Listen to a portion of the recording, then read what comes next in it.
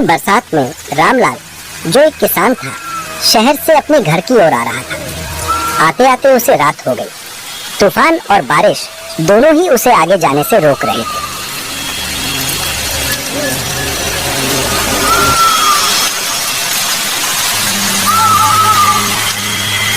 हे राम, आज तो हड्डियां तक कांप गईं। ये तूफानी बरसात और ठंडी हवा, लगता है ठंड का मौसम जल्दी ही शुरू हो जाएगा। अभी तक घर भी नहीं पहुंचा। अगर देर हो गई तो घर वाले भी परेशान हो जाएंगे। काश थोड़ा और उजाला होता तो रास्ता साफ दिखता। थोड़ा दूर चलते चलते रामलाल को दूर एक रोशनी दिखाई देती।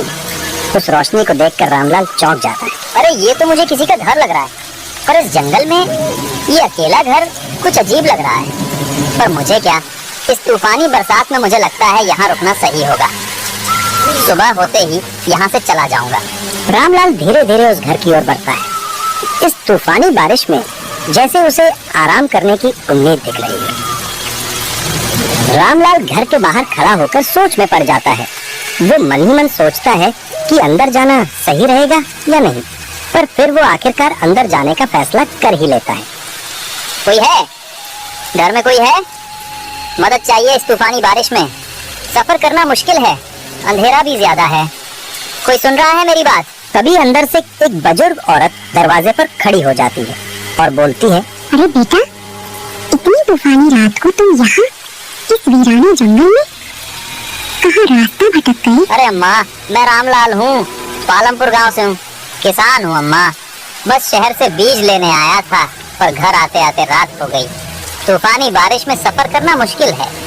अगर एक रात मुझे यहाँ रुकने की इजाजत मिल जाती तो सुबह होते ही चला जाऊंगा। अंदर आ जाओ मुसाफिर, बाहर इस तूफानी बारिश में रुकना ठीक नहीं। रामलाल और वो बुजुर्ग औरत कमरे में आकर बैठ जाते हैं। रामलाल की नजरें कमरे के इधर उधर घूम रही थी। अम्मा, आप यहाँ पर इस वीरान जंगल में अकेली रहती हो क्या? आपको इस वीराने में डर नहीं लगता क्या? हमारे तो गांव में एक जानवर आ जाए तो पूरा गांव डर जाता है, पर यहाँ तो आप बैठे ही जंगल के बीच हो। क्या करे बाबू, मजबूरी इंसान से क्या नहीं करवाती। हमारे गांव में आग लगने के कारण सब कुछ खत्म हो गया। दूसरे गांव में रहने गए तो उन लोगों ने रहने को कोई ठिकाना नहीं दिया। फिर मैं और मेरी बेटी यहाँ इस पुराने घर में रहकर गुजारा कर रहे हैं। उनकी ये बात सुनकर रामलाल के चेहरे पर एक तरह से उदासी छा जाती है। बेटी? आपकी बेटी भी है? वो यहाँ नहीं है क्या?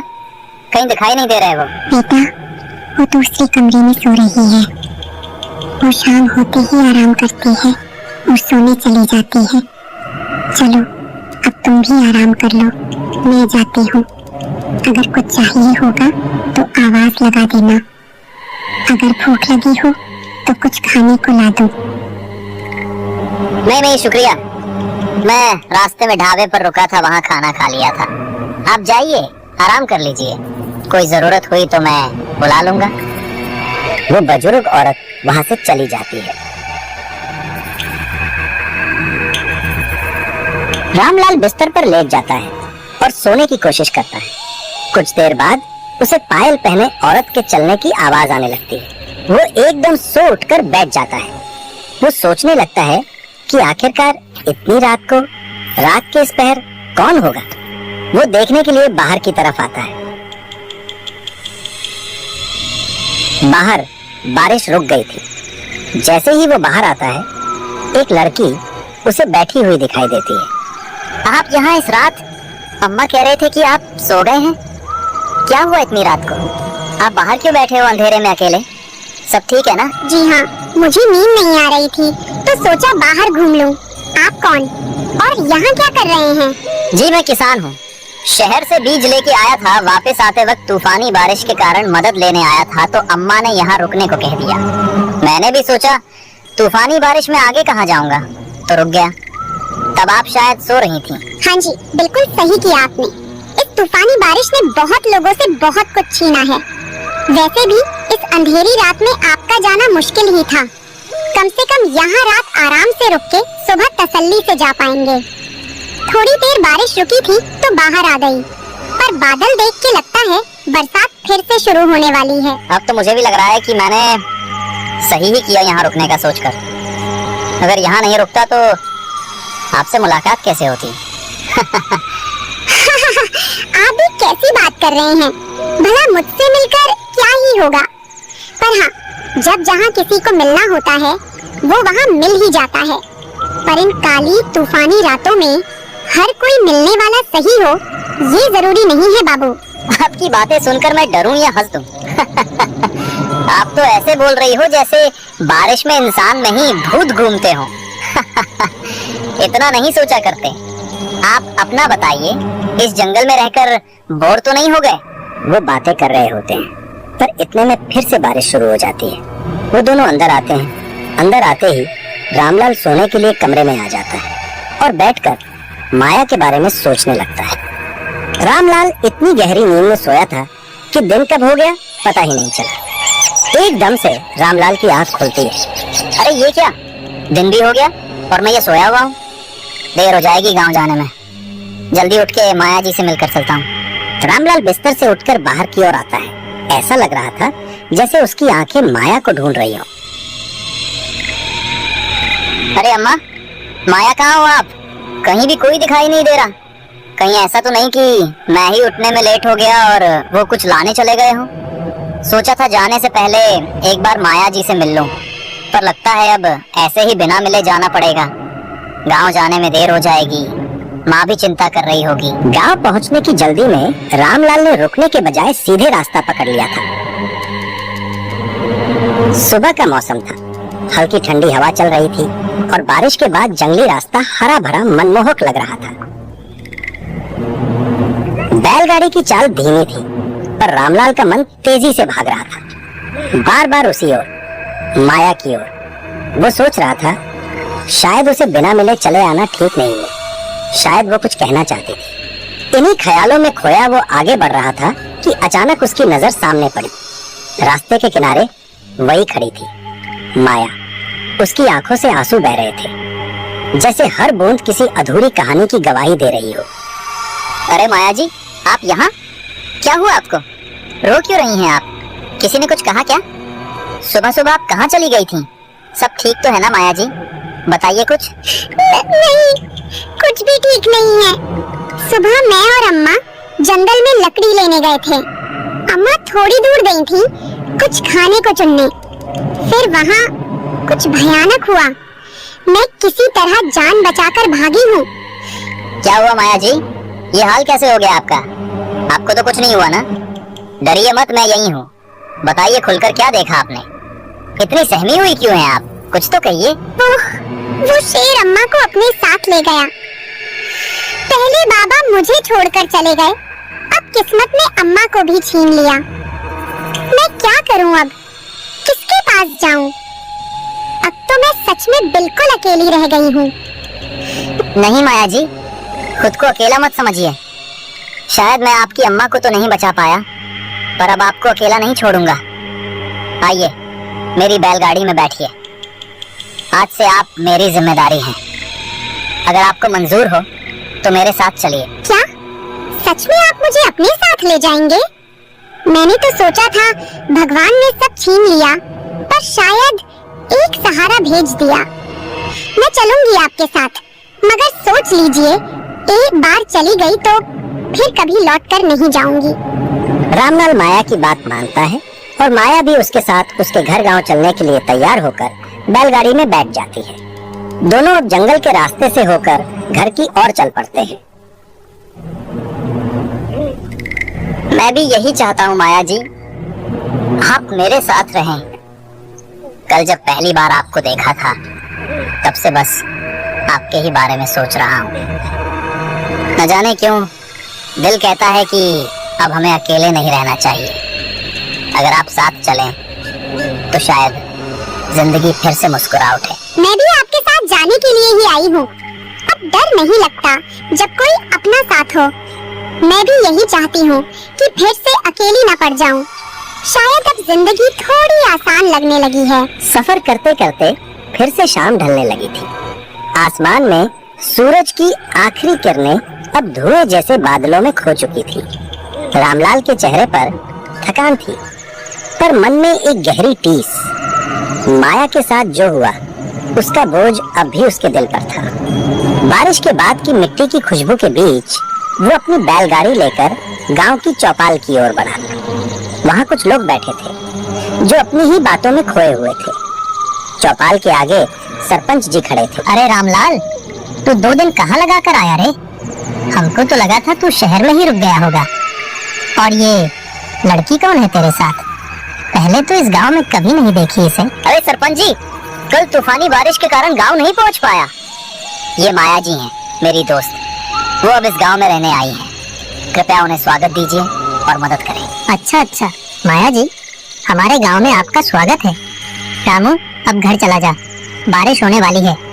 इन तूफानी बरसातों में बाहर मत निकलना, सुरक्षित रहना ही सबसे जरूरी है। जी सरपंच जी, आपका बहुत धन्यवाद। मुझे भी आपका गांव बहुत अच्छा लगा। मेरा भी यहाँ से जाने का मन नहीं करेगा। पर ये तूफानी बारिश का क्या किस्सा है? ऐसी बारिश में सच में क्या होता है? माया, तुम्हें नहीं पता यहाँ तूफानी बारिश में कितना कहर आता है। बुरी शक्तियाँ इस समय बहुत सक्रिय हो जाती हैं। इन तूफानी बरसातों में हमेशा घर के अंदर रहना चाहिए। सावधान रहो, कहीं कोई खतरा न पहुंच जाए। तभी एकदम से बारिश फिर से शुरू हो जाती है। बारिश शुरू होते ही सभी अपने अपने घरों की तरफ चलते हैं। चौपाल से निकलकर रामलाल अपने घर की तरफ बढ़ा। कुछ ही देर में वो अपने दरवाजे तक पहुंचा और अंदर चला गया। बेटवा, तू तो काला था, आया क्यों नहीं? पता है ना मुझे कितनी चिंता होती है तेरी। और ये लड़की कौन है तेरे साथ? कल तू कहाँ था? सब ठीक तो है ना? माँ, ये मेरी दोस्त माया है। इसके घर में कोई नहीं बचा, ये अकेली पड़ रही थी, इसलिए मैं इसे अपने साथ ले आया। क्या ये हमारे साथ रह सकती है? अच्छा बेटवा, ये तो बहुत बुरा हुआ इस लड़की के साथ। सही किया तूने कि इस तूफानी बारिश में इसे अकेला नहीं छोड़ा। पर मुझे बहुत अजीब लग रहा है, ये सब अचानक कैसे हुआ? ये बात तो सही है, डरना तो स्वाभाविक है ना? लेकिन आपको भी घबराहट महसूस होती है, ये मुझे अच्छा लगता है। और मुझे अच्छा लगा कि आपने मुझे यहाँ रहने दिया। चलो बेटा, सफर करके तुम लोग थक गए होंगे। रमू, माया के लिए अपने कमरे के साथ वाला कमरा खोल दे, ये भी जरा आराम कर लेगी। बाकी बातें कल सुबह देख लेंगे। माया, उम्मीद करता हूँ तुम्हें ये घर और कमरा पसंद आएंगे। अब आराम कर लो, तुम बहुत थकी हुई लगती हो। अगर किसी भी चीज की जरूरत पड़े तो आवाज दे देना, मैं पास वाले कमरे में ही। ये बोलकर रामलाल वहाँ से चला जाता है और माया वहाँ शांत खड़ी रहती है। जब रात ज्यादा गहरा जाती है तो रामलाल गहरी नींद में सोया हुआ था। एकदम से उसको फिर से पायल की आवाज आने लगती है। रामलाल एकदम से उठकर बैठ जाता है। उसे ये अजीब लग रहा था, पहले कभी ऐसा नहीं हुआ। अरे, ये पायल की आवाज फिर से। इस बारिश में बाहर कौन घूम रहा है? कहीं माया जी तो नहीं उठ गई? उनको किसी चीज की जरूरत होगी, मुझे जाकर देखना होगा। वो उठता है और बाहर जाकर देखने लगता है। आंगन के बाहर वो देखता है कि माया बाहर से बारिश में भीगकर कहीं से आ रही थी। ये देखकर उसको अजीब लगता है। माया जी, आप रात के इस पहर कहाँ से आ रही हैं? इतनी तेज बारिश में तो कोई बाहर नहीं निकलता। सब ठीक है ना? कहीं कुछ अनहोनी तो नहीं हुई? सब ठीक है, बस नींद नहीं आ रही थी। थोड़ी देर बाहर आई तो देखा दरवाजा खुला था। अब उसकी कुंडी लगाकर ही वापस आई हूँ। आप परेशान मत होइए, सब ठीक है। अरे माया, कोई बात नहीं। हमारे गांव में चोरी डकैती जैसी चीजें नहीं होती, तुम फिक्र मत करो, यहाँ सब सुरक्षित है। अपने कमरे में जाकर आराम कर लो। अगर कुछ भी चाहिए तो आवाज देना, मैं पास ही। माया उस रात अपने कमरे की ओर चली गई थी। पर अगले ही दिन सुबह गांव में हलचल मच गई। तालाब के किनारे रमेश गिरा पड़ा था। ऐसा लग रहा था मानो उसके शरीर से सारा रंग उड़ गया हो, किसी ने उसकी सारी ताकत छीन ली हो। चेहरा पूरी तरह सफेद पड़ चुका था। गांव वाले, काका और सरपंच सब वहीं इकट्ठा थे। हर कोई डरा और उलझा हुआ था। तभी पीछे से रामलाल पहुंचा। उसकी नजर जैसे ही उस नजारे पर पड़ी, वो सन्न रह गया। अरे भगवान, रमेश को क्या हुआ? ये तो बिल्कुल सफेद सफेद सा लग रहा है, जैसे अचानक ताकत ही निकल गई हो उसमें से। क्या हुआ है मुझे तो समझ नहीं आ रहा। जल्दी मदद बुलानी चाहिए। अब मदद बुलाने का कोई फायदा नहीं रामलाल। रमेश मर गया है, जैसे किसी ने अंदर से सारी ताकत ही चूस ली हो। मुझे भी समझ नहीं आ रहा कि ये सब कैसे हुआ। सब कुछ अचानक और अजीब सा हो गया है। बहुत समय पहले दूसरे गांव में भी ऐसा हुआ था। वहां का गांव पूरी तरह उजड़ गया था। सुनने में आया था कि उस रात पिशाचनी आई थी और इंसानों को अपना शिकार बनाती थी। इसे देखकर मुझे वही चीज महसूस हो रही है। कौन सी कहानियां लेके बैठ गए? ऐसा तो कभी नहीं होता। मैंने भी सुना था कि उस गांव में आग लग गई थी। मुझे कोई और कारण लगता है। शायद पंचायत बैठानी पड़ेगी। सबको मिलकर सही हालात जानना होगा। हमारे गांव में तो ये घटना पहली बार हुई है। कहीं कोई अजनबी तो नहीं आया यहाँ? सब कुछ अचानक और अजीब सा लग रहा है। हमें सच में समझना होगा कि ये सब कैसे हुआ। अरे काका चिंता मत कीजिए, ऐसा कुछ भी नहीं हुआ है। आप तो बस भूत प्रेत वाली कहानियां लेके बैठे हैं। गांव में सब कुछ सामान्य ही है। रामू, तुम बुरा मत मानना, पर कल तुम ही तो अपनी नई दोस्त को लेकर आए थे। जरा ये तो बताओ, वो आई कहाँ से है? वो असल में है कौन? सरपंच जी, मैं समझ सकता हूँ आपकी चिंता, पर माया कोई बुरी नहीं है। वो तो बहुत मासूम लड़की है। मुझे वो उस रात मिली थी जब तूफानी बारिश हो रही थी। उसका परिवार अब नहीं रहा। आप लोग अंधविश्वास में मत पड़िए। वो बस सहारे की तलाश में है। रामू बेटा, तू शायद नहीं जानता, तूफानी बारिश में जो साथ मिलता है वो हर बार भला नहीं होता। ऐसे वक्त में अजीब चीजें गांव के आसपास भटकती हैं। सावधान रहना बेटा, जरूरत से ज्यादा भरोसा मत करना। काका, मुझे ऐसा नहीं लगता कि माया वैसी है जैसी आप सोच रहे हैं। फिर भी अगर आपको शक है तो मैं आज उससे बात कर लूंगा। शाम होते ही घर जाकर सब ठीक से पूछ लूंगा। आप चिंता मत कीजिए, सब साफ हो जाएगा। रामलाल वहां से उठकर घर की ओर चल पड़ा। रास्ते भर उसके मन में बस एक ही बात घूम रही थी। रमेश के साथ जो हुआ वो आखिर क्यों हुआ? शाम ढल चुकी थी। आसमान में हल्की ठंडक थी जब रामलाल अपने घर पहुंचा। घर पहुंचते ही उसने अपनी माँ को सारी बात बताई। तालाब, भीड़ और रमेश की हालत के बारे में सब कुछ। बात सुनकर उसकी माँ गहरी सोच में पड़ गई। फिर बोली, बेटा रामू, मुझे लगता है अब सच्चाई जानने का वक्त आ गया है। आज रात तो माया का पीछा करना, देखना वो कहाँ जाती है और क्या करती है। उस रात रामलाल को नींद नहीं आ रही थी। सरपंच और काका की बातें बार बार उसके मन में गूंज रही थी। वो सोचने लगा, अगर माया वैसी नहीं है जैसी वो दिखती है तो आज सच्चाई पता लगानी ही होगी। उसने तय कर लिया, इस बार वो माया का पीछा करेगा और हर राज को सामने लाएगा। जब रात गहरी हो गई तो उसको घुंघरुओं की आवाज आई। वो एकदम से उठ और बाहर की तरफ जाने लगा। उस रात रामलाल चुपचाप माया के पीछे पीछे चलने लगा। घना जंगल था, चारों तरफ सन्नाटा और ठंडी हवा चल रही थी। माया बिना मुड़े आगे बढ़ती रही और कुछ देर बाद दोनों खेतों के पास पहुंच गए। रामलाल एक बड़े पेड़ के पीछे छिप गया। माया धीरे धीरे खेत की ओर जा रही थी, जहां एक किसान अपनी ओर आता दिख रहा था। अगले ही पल माया अचानक उसकी तरफ बढ़ी और एक झटके में उस पर हमला कर दिया। रामलाल के होश उड़ गए। माया का चेहरा अब इंसानी नहीं लग रहा था। उसके मुंह पर अजीब से निशान थे और आंखें लाल हो गई थी। ये देख रामलाल का दिल दहल गया। वो बिना आवाज किए धीरे धीरे पीछे हटा और दबे पांव वहां से भाग गया। वो अपने कमरे में आकर सोने की एक्टिंग करता है जैसे उसको कुछ पता ही ना हो।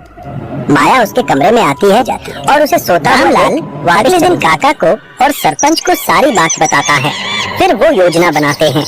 रात को काली माता के मंदिर जाकर काली माँ से आशीर्वाद लेने को बोलते हैं। रामलाल काली माँ के मंदिर जाकर काली माँ से प्रार्थना करता है, हे काली माँ, हमारी रक्षा कीजिए। गांव में 2 लोग पिशाचनी की वजह से जीवन खो बैठे हैं। हे माँ, आपका दर्शन दीजिए और इस विपदा से हमें बचाइए। हम आपकी शरण में आते हैं, हमारी सुनिए और हमारे घरों को सुरक्षित रखिए। कृपया इस अंधेरे से उजाला लाकर हमें फिर से शांति दीजिए। प्रार्थना स्वीकार करके माँ काली प्रकट होती है। रामू, तेरी भक्ति ने मुझे प्रसन्न किया है। आज मैं तुझे वो वरदान देती हूँ जिससे इस गांव पर कोई बुरी शक्ति फिर कभी दृष्टि न डाले। इस मंत्र का जाप करना। ओम क्रीं कालिकाये नमः रक्षस्व मां सर्वतः। यह तेरा कवच बनेगा।